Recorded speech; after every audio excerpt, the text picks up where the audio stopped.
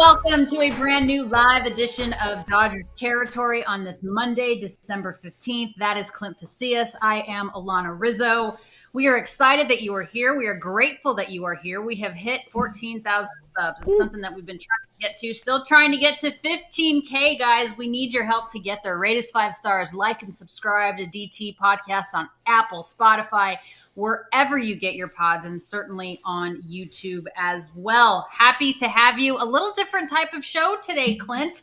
We are going to welcome the newest member of the Dodgers beat here to Dodgers Territory. You know her, of course. Katie Wu does a tremendous job covering baseball for The Athletic. She was on Cardinals Territory, and now she is on the Dodgers beat. Welcome, Katie. Great to have you.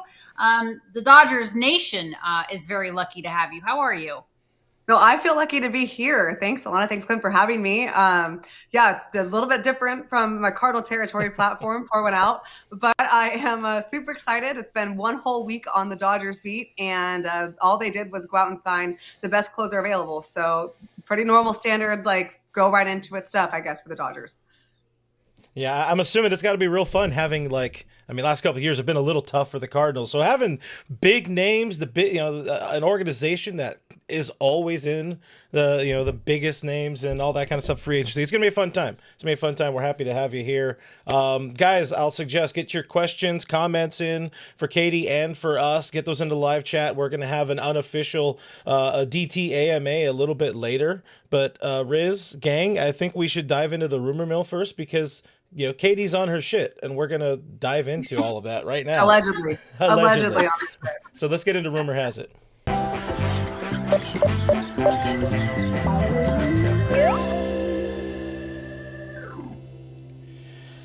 All right, Katie. Hard-hitting one. Everybody wants to know, is Tarik Skubal going to be in Los Angeles? Is that just hot stove chatter, Katie Wu? Is it just dying down? Is it happening? What say you? I think what's interesting about this particular potential trade package is not that the Dodgers aren't in it. I think the Dodgers have well established that they're in for basically anything. I think why we keep hearing the Tigers and the Dodgers connected for Skubal rumors is because Los Angeles is simply one of the only teams that can pull off a trade if they want to. And the Dodgers, as we've seen, will go out and do things simply because they can. So when you're looking at the prospect capital required to trade for Skubal, who has just 1 year remaining of control before he's a free agent, the Dodgers have the farm system depth, of course. And that matters because they also have plenty of depth in their starting rotation. Not many organizations right now can afford to trade away from their starting pitching depth, all right? The Dodgers, they can. Then you're looking at what kind of money it would take to keep him, because this is my speculation. Any team that trades for Tarik Skubal and is going to give up that much of a prospect capital should extend him. Well, I think we've also established from Dodgers ownership that spending money is not necessarily a big deal. So the Dodgers also have the resources to extend him. I think when there's smoke, there's not always fire. But here, this is something worth watching, again, because the Dodgers are one of the only teams that can actually put off this deal if the Tigers do indeed attempt to trade Skubal. Yeah, it feels like that if they can't get that extension done, maybe the Dodger package could be a little bit smaller. It's really hard to see that an extension being done with we'll say Skubal's agent there and set to make a lot of money on the free agent market next offseason. There's another name that's been kind of in the mix with this whole thing, Tyler Glasnow, who said on MLB Network Radio over the weekend that Andrew Friedman told him he's not going to be traded. Sure, that's probably what you tell a player when he still has a chance of pitching for your organization next year. But what can you tell us about the whole Glasnow rumor? Where did it kind of start? And from what you understand, is pretty. Is Andrew accurate in Andrew or in Tyler not being traded? Sorry, I got a lot of buttons here. I'm distracted, but can you tell us about Glasnow? I'm impressed on the technicals of this podcast because longtime listeners of Cardinal Territory know that mine did not look like this. So you're doing great as far as I'm concerned. Let's talk a little bit about Tyler Glasnow. I think I've worked on the beat for 7 days. So who am I to say Andrew Friedman isn't truthful? If he's telling Tyler Glasnow he's not going to be traded, that probably makes sense. Now, things change very frequently in hot stove season. Negotiations that were happening a week ago have fallen off the table. Names that weren't discussed previously are all of a sudden back in. What's important to remember here as we get into the thick of post-winter meetings is that this is an ever-evolving situation. And I'm not just talking about the Dodgers. I'm talking about the industry as a whole. So when you're looking, again, at Los Angeles and their pitching depth, they have arguably probably the best pitching depth in baseball. The Brewers are up there, the Royals are up there. But in terms of talent and availability, it's the Dodgers far and away. So if you're looking to maybe acquire Skubal, yeah, you'd float around some guys with like Tyler Glasnow that have clear status at the top of a rotation. But again, I don't really think that is, now that we know what Andrew Friedman has said, that realistic of a situation. This is something that probably could have been talked about. This is something that maybe was discussed earlier, but because things are always changing here, and especially with Los Angeles, we'll get into the stuff with Edwin Diaz things, I'm sure. It just, things are going to be thrown out there again because they're capable of doing it. Just because a team is capable of doing something doesn't mean they actually will. You talked about Edwin Diaz, and that was where I was going next, Katie. Andrew Friedman at Edwin Diaz's introduction, the press conference, he kind of gave a small peek into perhaps what they were looking for in their pursuit of a bat. Adding a position player, he said, someone that's really good on both sides of the ball. There are a lot of interesting guys on the free agent and trade market that we're having a lot of active conversations on. We feel good about something lining up, but may have to be a little patient. What do you read from this? So Andrew Friedman said at the winter meetings with reporters that he would not rule himself out of signing another free agent. And when I'm looking at how the Dodgers are stacking up, again, cost is not really that much of an issue, but the terms of a contract and the length of the contract, just based on the average age of the roster, comes into play. So every free agent, like the top free agent that fans want to know about, obviously, is Kyle Tucker. We reported in The Athletic last week that the Dodgers are in on Kyle Tucker. They're in on everybody. But it would have to be more of a 3 to 4 year term deal rather than a 6 or 7 that Tucker's believed to be coveting. And the reason for that is, again, because of the average age of the roster. Kyle Tucker is approaching his 30s. You don't want to have him locked down until his 37, 38 season, because that's what most of your roster looks like when you get to that point of that, that timeline. So if you're looking for an example of what the Dodgers could do for Kyle Tucker, look to Alex Bregman last year with the Red Sox. Bregman had a 6-year deal with the Detroit Tigers on the table. He had a 4-year deal with a lower AAV for the Cubs. He took the high AAV lowest year offer with the Red Sox. And that is, I think, a way that the Dodgers could go to land Kyle Tucker. Now, that's on Tucker. If he wants to take a 3 or 4 year deal with a higher AAV, the Dodgers are a place to do that. If he wants the longevity, 6-7 years, I don't see LA offering that.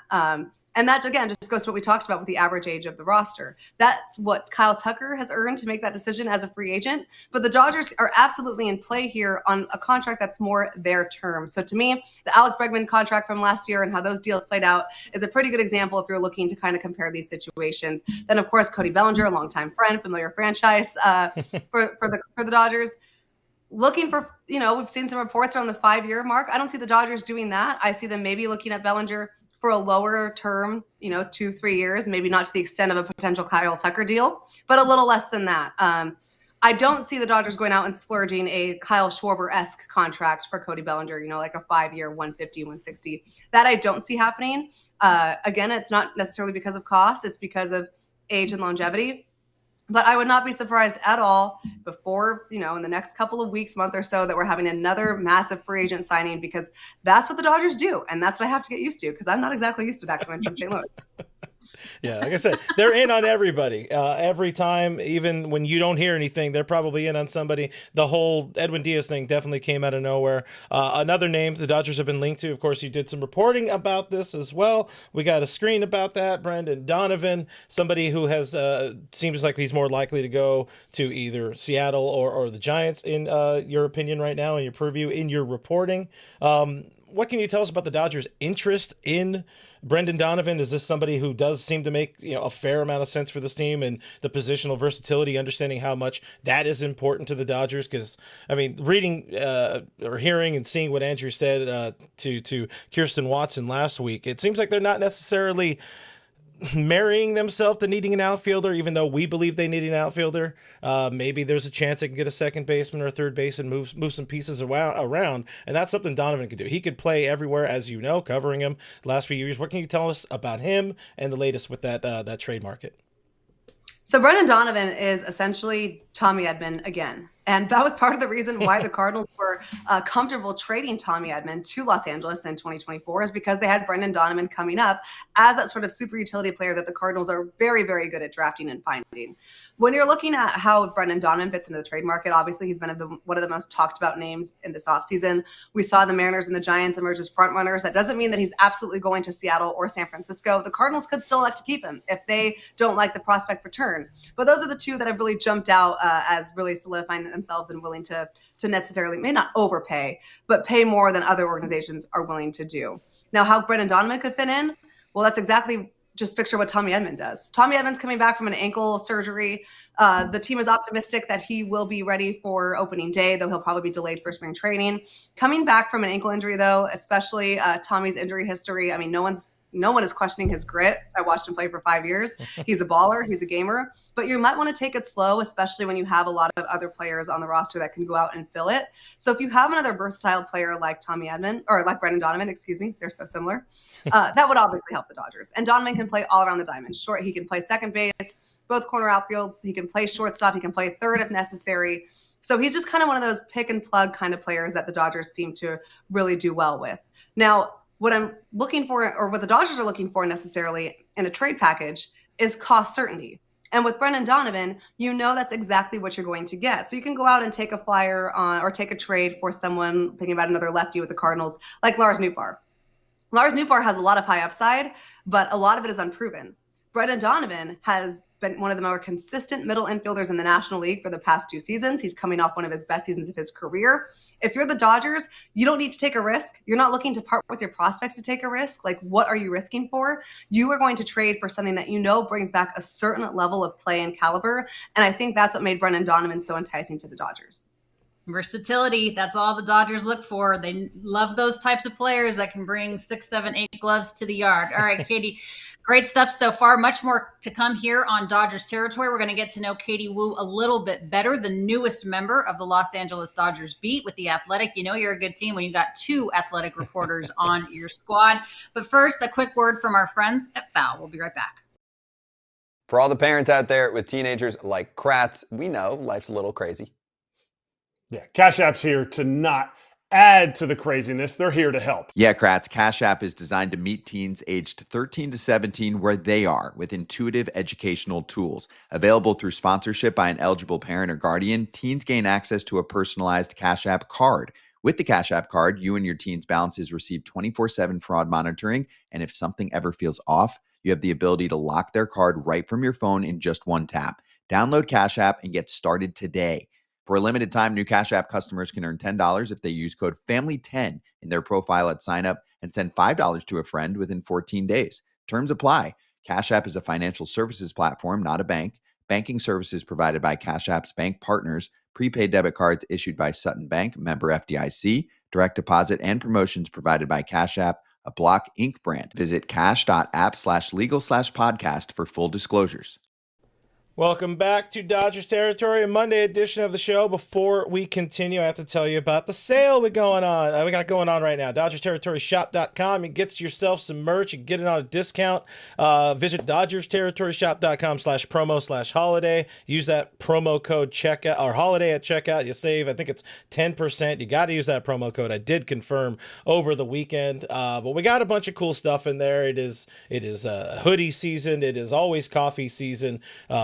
Bag season, hat season. I don't know. I'm just reading along as the things pop up. But buy some stuff, support us, support the show, support Foul Territory Network, I guess we can say. But we're calling this the unofficial DTAMA with Katie Woo. And you already touched on it there in the first segment, Katie. But listen, I mean, with all due respect to the Cardinals and thing, all teams are big league teams, but this is kind of a different animal here when you're talking about coming to the Dodgers beat. What are the things you're most looking forward to in being at Dodger Stadium 81 times plus through the World Series and all that kind of stuff? What excites you the most? That's such a good question. And it's partially, I mean, it was one of the things I considered because leaving St. Louis was a hard decision. I know the trajectory of the franchise right now does not look amazing, but I really had 5 incredible years there with a very professional stand-up organization. And leaving that was hard. I know the on-field product isn't exactly what Cardinals fans have been used to, but the people in that organization are top tier. So leaving a place where you're comfortable is never easy, but it's also a sign that you should probably leave. And when I was thinking about what the Cardinals roster was going to look like over the next couple of years and what the Dodgers roster looks like right now, you want to go where the stars are. And to be able to cover and chronicle Shohei Ohtani, Mookie Betts, Freddie Freeman, Edwin Diaz now. You go down the list, it's a 26-man roster full of studs. And there is so much interest in the Dodgers right now. We probably should have had 2 athletic writers on the Dodgers beat for a while. But the opportunity to be able to sit there and cover, not just the stars of the game, but a dynasty in this organization, one of the most influential teams, not just in baseball, but in professional sports. And of course, being from California and being able to come back home, it just felt like a can't miss situation. And I have never felt in the middle of December ready for the baseball season to start. I've never once experienced that emotion, but I am really excited for spring training to be able to get boots on the ground and meet the clubhouse and start doing actual reporting. I got a little taste of that at the winter meetings until I lost my voice. That was sick. But I think when you're just looking at the kind of A game that covering the Dodgers makes you bring every day, that's what I'm excited about the most. How do we know that you're not a spy for the San Francisco Giants and that you're infiltrating the Dodgers clubhouse and the Dodgers dugout to bring it to your friends up north, Mrs. I'm from California, but from Northern California? Yeah, you see how I left that out. Okay, cat's out of the bag. All right, I grew up a Giants fan. Sorry, Dodgers fans. My family was a little taken aback when I said what team I was covering. But you know what? I didn't like the Cardinals growing up either. So, and I think it turned out okay. But I will say, it's funny. As soon you both know this, as soon as you get into the professional world, that none of that matters anymore. And anyway, it makes me feel like, okay, if I was still a fan, what would I want? What would I want from my beat reporter? What would I want from, my media coverage? That's the only way I really think of being a fan anymore. I'll go out and say this, when I was living in the Central Coast time, I would come home and if there was a West Coast game on, I would turn on the Dodgers because they were the more compelling team to watch. So yes, I grew up a Giants fan. Dodgers fans, you don't have to worry about it. I am loyally yours. We all have things that we'd like to forget. So hopefully you can accept that. Well, here's a fun one. What is your baseball story, though? What is your baseball story? I'm sorry, Clint, to talk over you. What is your baseball story? Like, how did you become so interested in the sport, and how did it become so ingrained in your DNA? Yeah, great question. I grew up, and my dad loved baseball, and we would go and we'd watch either A's or Giants every day. And it just became a way after school, after practice, homework, whatever, to come home and to be able to watch a few innings with my dad because I was never allowed to stay up to watch the whole game. And then in the morning, I'd come down and I'd read the box scores in the newspaper. And it was just like a routine. And when I got older and I started figuring out what I wanted to be in my career, I really had no idea. But I'd always liked writing in high school. And I went to Arizona State. They actually had a sports journalism program. So I thought, I've watched baseball my whole life. I love it. I'm obsessed with this. And I was a good writer in high school. I wonder if I could combine the two. And right place, right time, right organization at Arizona State kind of led me here now. And I still talk to my dad about baseball every day. He is becoming like a Dodgers encyclopedia, so much so that when the Dodgers signed Edwin Diaz at the winter meetings, obviously we're scrambling. I was like in line to get a coffee and I see like Dodgers to the Diaz. It came out of nowhere. Like the whole beat was like, what is happening? And very rarely does that happen. So I'm scrambling. We get the story up. Fabian and I are working together. 2 hours later, my dad texted me, I heard Dodgers signed Diaz. There we go. You're in. You're in. You're a little late, but you are invested in this organization now. So Dodgers always welcoming new fans, regardless of their previous affiliation. So I think you're in a perfect position to be accosted with this question. We've heard over the last couple of off seasons, the Dodgers are ruining baseball. What's your take on that narrative? I'm kind of curious what you think about a team spending money and investing it back into the organization, how that could be bad. Yeah, if the Dodgers are, I could get on board with that narrative if they were just buying free agents and like just completely leaving their prospect minor league system in the dust. The Dodgers are obviously have a leg up because they're able to spend. Every owner is able to spend, though. Okay, this is not like a one-off. Like the Dodgers are the only ownership group in baseball that can spend money. Okay, 30 out of 30 owners can spend money. The Dodgers just choose to spend it in a wild way, and that's their right. But they're not just buying free agents. Okay, when you look at the Dodgers farm system, whether it's through amateur scouting, whether it's through international scouting, whether it's the prospects that they come out with professional scouting and trades, every single element that they do in terms of building a backbone for a franchise is top tier. Organizations are modeling what the Dodgers are doing in the minor league system. And while some markets might not be able to compare to LA or New York spending wise, every market can invest in finding the right people and resources to build a draft and development club like the Dodgers can. So no, I don't think they're ruining baseball. I actually think that they've set the standard on how to run a baseball organization outside of the spending, which is a different category. But when you look at how they're building their depth, their entire opening day rotation was on the injured list last year. And because they had enough depth and resources in their minor league system, they were just fine. Obviously, it wasn't. I'm not going to diminish it. I'm sure it was very difficult for Dave Roberts to go through that. You know, Dave, if you're listening to that, I'm not saying that you have like an easy job with 6 starters on the IL, but they had so much depth in their system to be able to supplement that until their starters were healthy. For perspective, the Cardinals had one pitcher in AAA that they felt confident in all season. So they essentially did a 6-man rotation and had no backup. And it led almost exactly to their demise right now. So no, the Dodgers are not ruining baseball. They are setting the standard on how to build a good, sustainable baseball team, even if you can't spend money. What makes you more excited, covering the Dodgers beat or West Coast hip hop at Nelly's Gala? Okay, so I'm still recovering from that. That was fun. That was a really fun time. My last weekend in St. Louis, Nelly does a big St. Louis guy, obviously, a charity gala every year. I was lucky enough to go. Last year it was Neo. This year was Busta Rhymes. Great time. I already miss it. I can't wait for next year. Oh, just wait until the Dodgers have their gala every year. Will blow you away. They haven't done the gala the last couple of years. What the hell? They'll get back to it. It's a good They'll time. get back to it. I mean, Blue Diamond's Fleetwood Mac.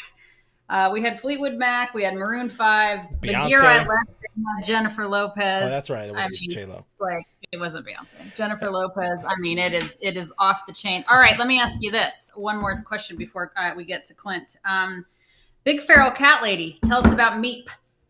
Oh my gosh, I love her so much. She is actually locked in my bedroom right now because she will overtake the show. Yeah, I'm a sucker. I love to rescue animals. I can't keep them all, but I know a lot of like every time you post about a dog, I'm like, should I get that dog?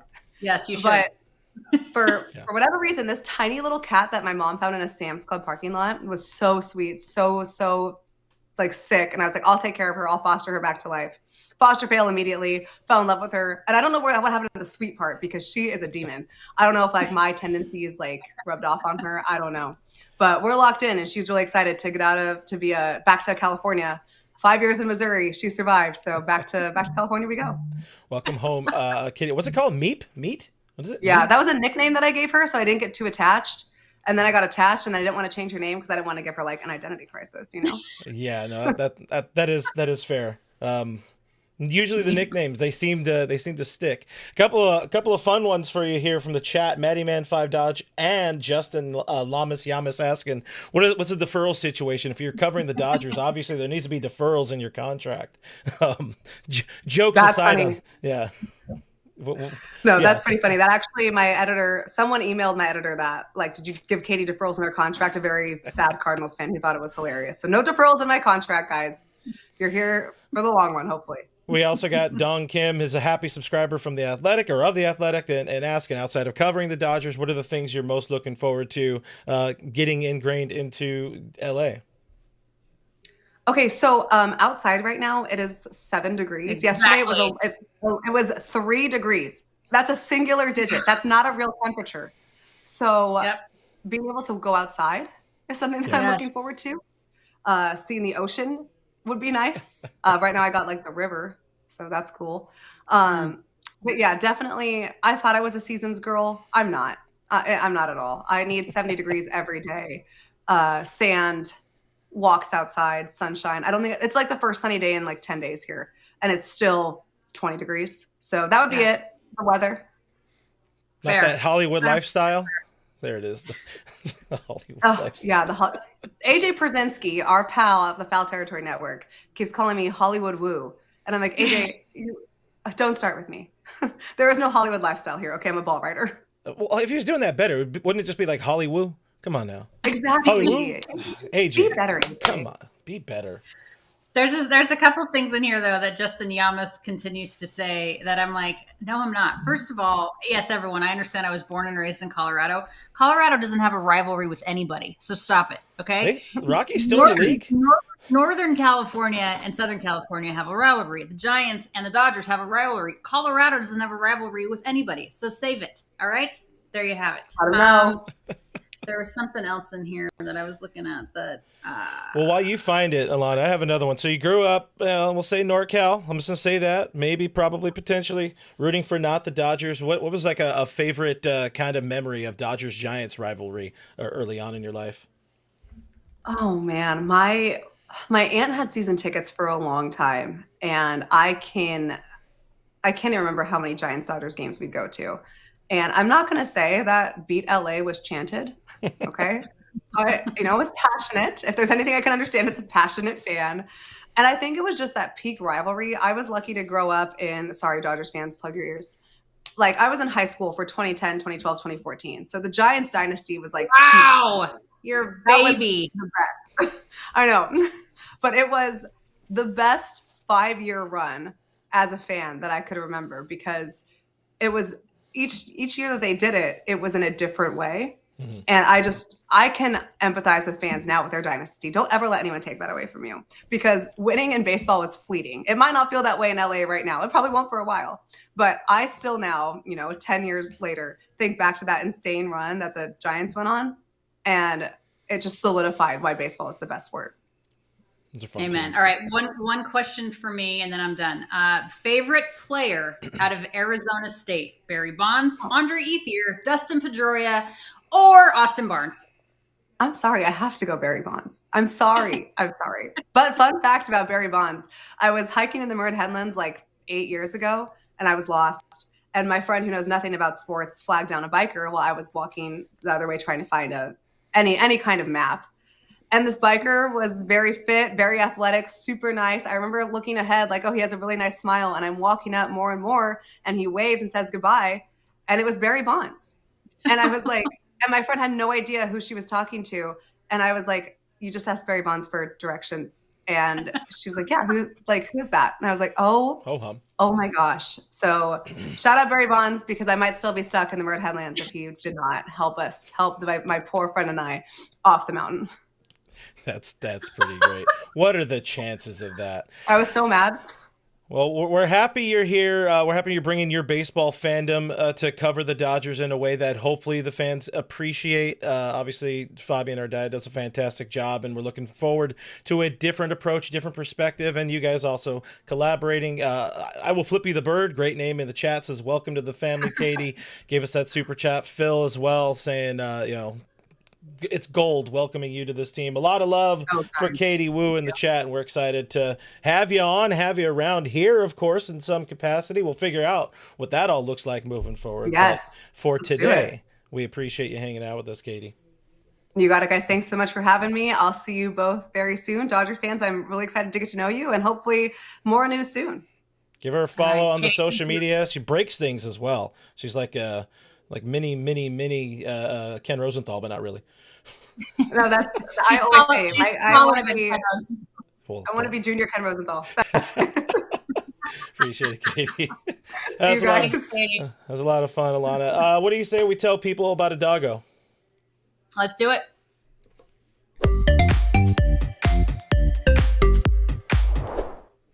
All right, Katie, you're moving to Southern California. Havana needs a home. Havana went on a trial adoption with another one of our Goodreads Guardian Foundation alum. Unfortunately, it didn't work out. The resident dog, not super psyched about having a younger puppy around. Havana is just really energetic. She's a great dog, but she's a puppy, so she has a lot of energy. Can you please share her? She needs an adopter. She's a great girl. She's healthy, spayed, leash trained, crate trained, potty trained, all of the trained. but she just needs a forever home. She'd be great in a solo dog home. She'd also be great with another dog that likes to play, that matches her energy level. So please, if you have any questions about Havana, hit me up on social or check out Gidry'sGuardian.org. Okay, this is tough, Clint. You and I were talking about it earlier before the show started about how to handle our thought for the road, and I'm just simply going to say that my heart and my thoughts and prayers are with the family and friends, the closest connection to Rob and Michelle Reiner. Obviously, baseball lost a huge baseball fan. The Dodgers, with this on X earlier, the Dodgers expressed our deep sorrow and share our condolences over the passing of longtime fan Rob Reiner and his wife, Michelle Reiner, who allegedly killed yesterday evening by allegedly one of their sons, Nick Reiner. This is obviously a tragedy for that family, for those closest to him. He was a huge baseball fan, born in New York, was always at games, had a lot of different baseball references and innuendos in a lot of his work. On the big and small screen. And his other son, Jake, is also a big LA Dodgers fan, does some stuff on the Dodgers beat. Their daughter, Romy, we feel for her as well. Just our thoughts and prayers to those closest to him, the baseball world and in the world of cinema, lost a giant. Yeah, absolutely. I mean, devastating news. And the more you keep, reading the story, the more that keeps coming out. It's just, it's awful. It's awful. Yeah, I'm not going to add too much more. You said it all there. Thoughts, love, all of that kind of stuff. Hug your loved ones, friends. Yeah, man, that's a crazy story. It keeps unfolding. Thanks, you guys, for watching us here today. Again, welcome. Be good to Katie. Follow her on social. Be nice. And have a good rest of your week. Clint and I are back on Thursday. I have texted the big boss, Andrew Friedman, to see if he'll join us. So far, I haven't heard because that's how much clout I have. So we'll see you guys on Thursday, regular time. Go Dodgers. Bye.